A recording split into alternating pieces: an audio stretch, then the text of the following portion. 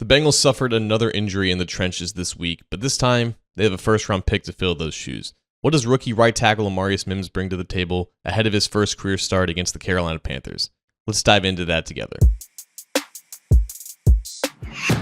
Hi again, Bengals fans. John Sheeran of Z Sports Cincinnati, and Amarius Mims is back in the starting lineup at right tackle for the Bengals. And when I mean back before the season even began. Let's run through the timeline real quick. The Bengals signed Trent Brown in free agency to a one-year deal before drafting Amarius Mims in the first round of the NFL draft a month later.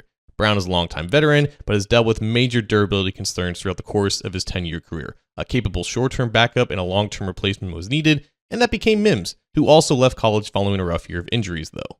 Now, directly following the draft, the assumption was that Trent Brown would start ahead of Amarius Mims for this season until Brown maybe suffered an injury, or until maybe they felt like Mims was ready to take over for him during the season.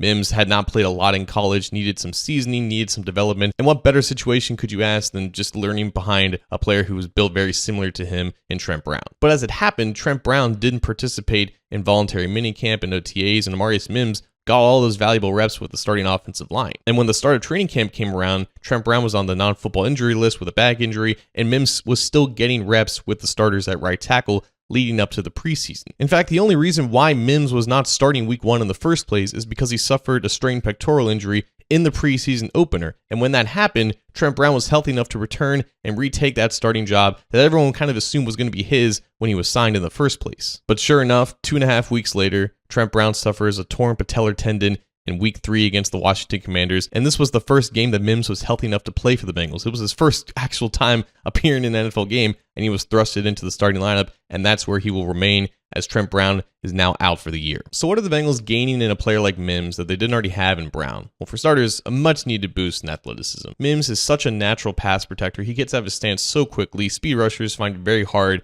to get around him. They will try to go back inside with inside counters, but when Mims reacts quick enough, he's got both the length and the quickness to nullify those guys. You can't beat him with power, you can't beat him with length, you can't really beat him with speed. He's got all the tools to handle basically any pass rusher that goes up against him. And in the run game, it's honestly a little bit comical because he's so much bigger than the average down lineman that he goes up against. He's able to generate movement without really looking like he's exerting a lot of effort. It's just that length and the power that comes with him. It's just very hard for guys to stand their ground against him. Of course, the obvious difference between Brown and Mims is, the experience.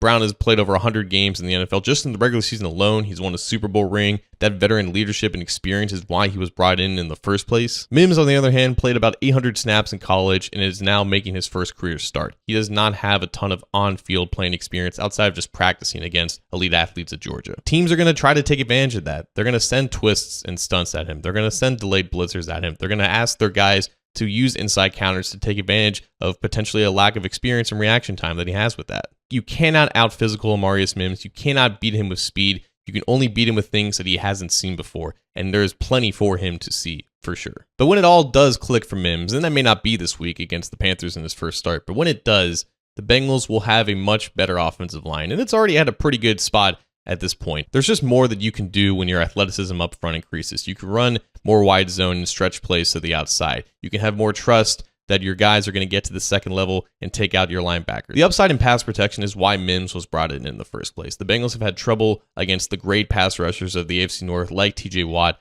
like Myles Garrett, and their inability to block those guys in one-on-one situations, whether it be on the left side or the right side, has been their undoing in some of these divisional games. And that's what Mims can be. He can be an answer to those problems that they've had against the elite edge rushers. When you can leave your tackles in one-on-one situations against those guys, it makes everything on the offense run more efficiently. It's definitely going to be good for Mims to have this full week of preparation before his first start against the Panthers without just being thrown into the fire like he was last week against the Commanders.